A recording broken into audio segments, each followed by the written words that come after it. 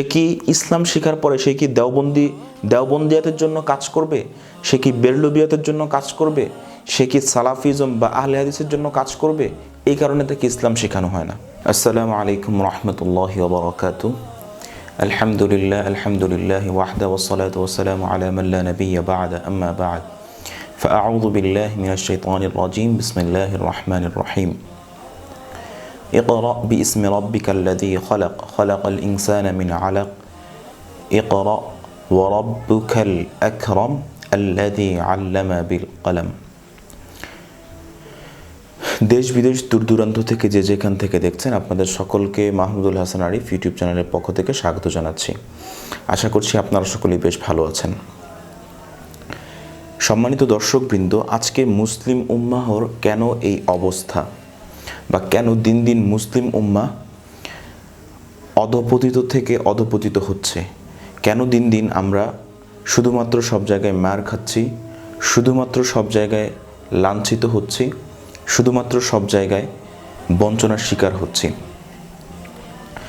আল্লাহ রাব্বুল আলামিন পবিত্র কোরআনে বলেছেন, ইকরা বিইসমি রাব্বিকাল্লাযী খালাক, পড়ো তোমার প্রভুর নামে যিনি তোমাকে সৃষ্টি করেছে।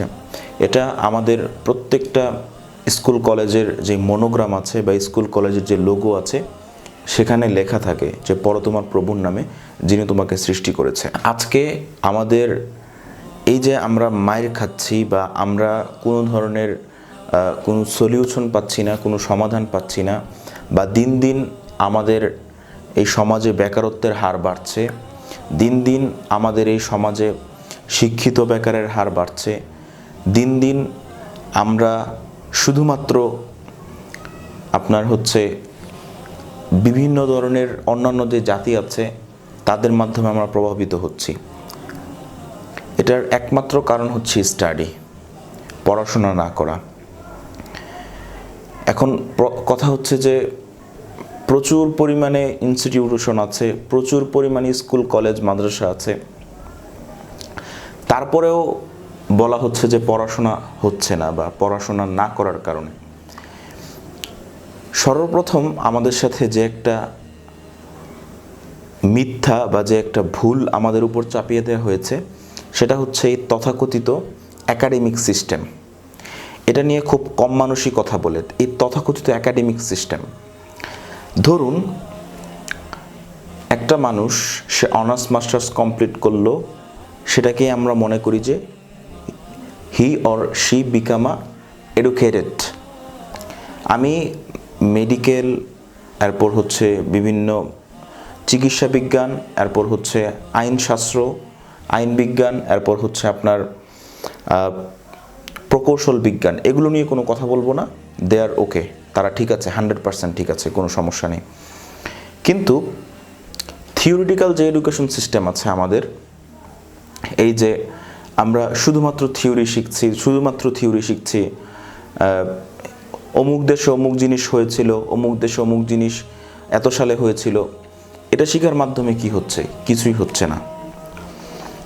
আমরা দেখা গেছে 10 বছর আমরা শুধুমাত্র এই থিওরি শিখছি, বায়োলজি পড়ছি, ফিজিক্স পড়ছি, কেমিস্ট্রি পড়ছি, ম্যাথ করতেছি, কিন্তু এটার কোনো আউটপুট আমরা পাচ্ছি না বাস্তব জীবনে। অর্থাৎ একাডেমিক লাইফে আমরা যে বিষয়গুলো করছি সেটা আমাদের বাস্তব জীবনে এসে কোনো দরকার লাগছে না। পাশাপাশি আমরা দেখা গেছে আপনার যে আমরা 10 বছর এই বিভিন্ন ধরনের জিনিসপত্র শিখছি, কিন্তু 10 বছরে আমরা 10টা সূরা শিখতে পারছি না, 10 বছরে আমরা কোরআনটাকে সহিহ শুদ্ধ করতে পারছি না, 10 বছরে আমরা কোরআনের মূল যেই সূরা বা কোরআনের আপনার যেই ছোট যেই সূরাগুলো আছে সেগুলোর অর্থসহ পড়া বা সেগুলোর তাফসির পড়া বা ব্যাখ্যা পড়া, এটা আমরা পারছি না। অথচ আল্লাহ রাব্বুল আলামিন আমাদের বলছেন, ইকরা বিইসমি রাব্বিকাল্লাযী খালাক, পড়ো তোমার প্রভুর নামে যিনি তোমাকে সৃষ্টি করেছে। দেখুন, আমাদের এই যে থিওরিটিক্যাল যেই ব্যবস্থা আছে, এই ব্যবস্থা কিন্তু আমাদের দিন দিন বেকার করে তুলছে। ঠিক আছে? আচ্ছা, আপনাকে একটা সহজ প্রশ্ন করি যে যেই শিক্ষা ব্যবস্থার মাধ্যমে বা যে শিক্ষার মাধ্যমে আপনার ছেলে বেকার হচ্ছে, আপনার ছেলে কোনো চাকরি পাচ্ছে না, সেটা কি আদৌ কোনো শিক্ষা ব্যবস্থা, বা সেটা কি আদৌ কোনো শিক্ষা? সেটা কি আদৌ কোনো শিক্ষা?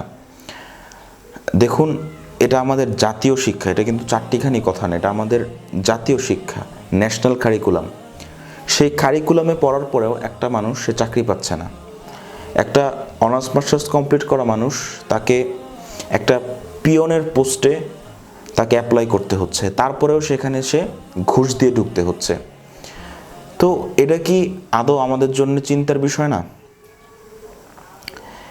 এবং পাশাপাশি আমাদের মধ্যে ইসলামিক নলেজ, যে প্রাইমারি যে নলেজ থাকা দরকার ছিল, আকিদা, আল্লাহর আকিদা, বিশ্বাস, নবী আলাইহিস সালামের সম্পর্কে, তাদের সম্পর্কে যে ধারণা, ফেরেশতাদের সম্পর্কে যে ধারণা, জিন ইনসান সম্পর্কে যে ধারণা, আল্লাহ সম্পর্কে যে ধারণা, এই বিশ্ব ব্রহ্মাণ্ড কীভাবে পরিচালিত হচ্ছে, কোরআনের যে বর্ণনাগুলো আছে সেগুলো সম্পর্কে যে ধারণা, এগুলো আমাদের মধ্যে একেবারে নাই বললেই চলে। অথচ রাসূল করিম সাল্লাল্লাহু আলাইহি ওয়াসাল্লামের সময় কিন্তু শিক্ষা ব্যবস্থা এমন ছিল না।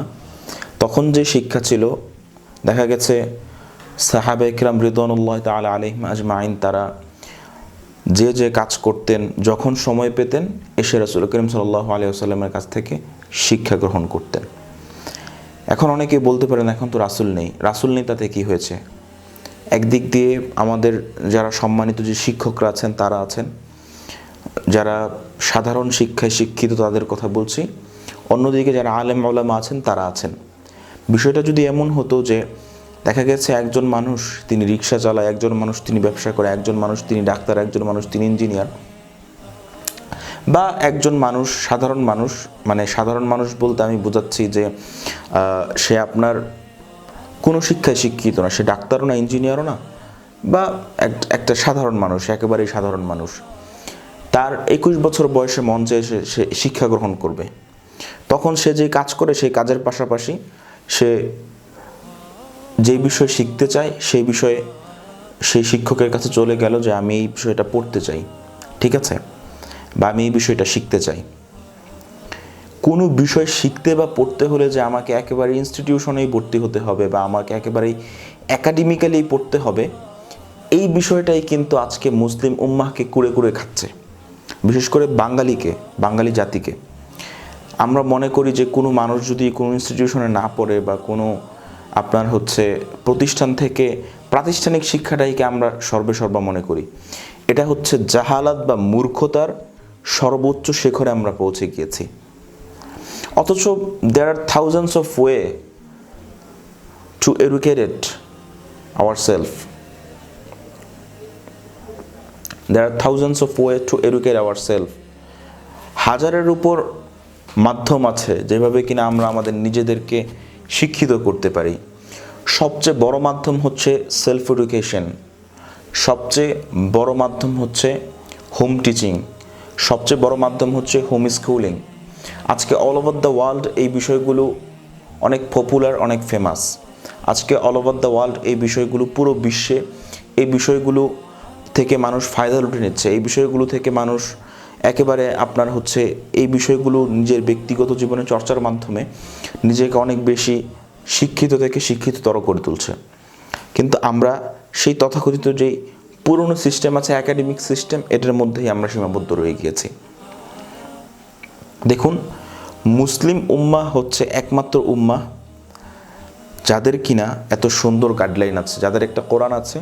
যদিও কোরআন মুসলিম না, কোরআন হচ্ছে হুদাল্লিন নাস, পুরো পৃথিবীর পুরো সমগ্র মানব জাতির হেদায়েতের জন্য কোরআন নাজিল হয়েছে, ঠিক আছে। কিন্তু মেইনলি হচ্ছে constitution of Muslim. Quran is the constitution of Muslim. Quran হচ্ছে মুসলিমদের সংবিধান, এতে কোনো সন্দেহ নেই।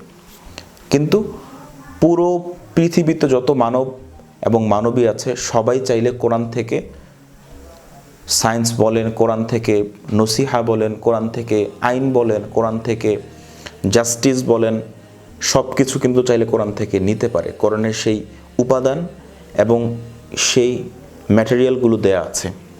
এই যে আমাদের যে প্রচলিত আপনি যেই ধারার শিক্ষা ব্যবস্থায় বলুন না কেন, দিন দিন এগুলার যেই থাবা, সেটা আমরা একেবারেই সূর্যের আলোর ন্যায় আমরা দেখতে পাচ্ছি। সূর্যের আলো যেভাবে পরিষ্কার, এটার যেই ব্যাড ইফেক্ট, এটার যেই বাজে দিকগুলো সেটা আমরা দেখতে পাচ্ছি। যেমন স্কুল কলেজ থেকে পাশ করে চাকরি পাচ্ছে না, অন দি আদার হ্যান্ড দাওরা কামিল পাশ করে তার মধ্যে ন্যূনতম ইসলামিক কোনো জ্ঞান থাকছে না, বা সে আরবি ঠিকমতো পড়তে পারছে না, আরবি কিতাবগুলো ঠিকমতো পড়তে পারছে না, সে একটু মানুষকে একটু নসিহা করা, কোরআন হাদিসের আলোকে একটু কথাবার্তা বলা, সেটা সে পারছে না। আপনি কিভাবে এটাকে জাতির মুক্তির পথ হিসেবে দেখতে পারেন? অথচ বিষয়টা যদি এমন হতো যে যে কোনো বয়সে যে কোনো মানুষ যে কোনো কিছু শিখতে চায়, সে on the topic, on the subject, সেই সাবজেক্টের কোনো শিক্ষকের কাছে গিয়ে যদি সে পড়তে পারত এবং সে সেই বিষয়ে শিখতে চাইতো, তাহলে বিষয়টা কতই না ভালো হতো।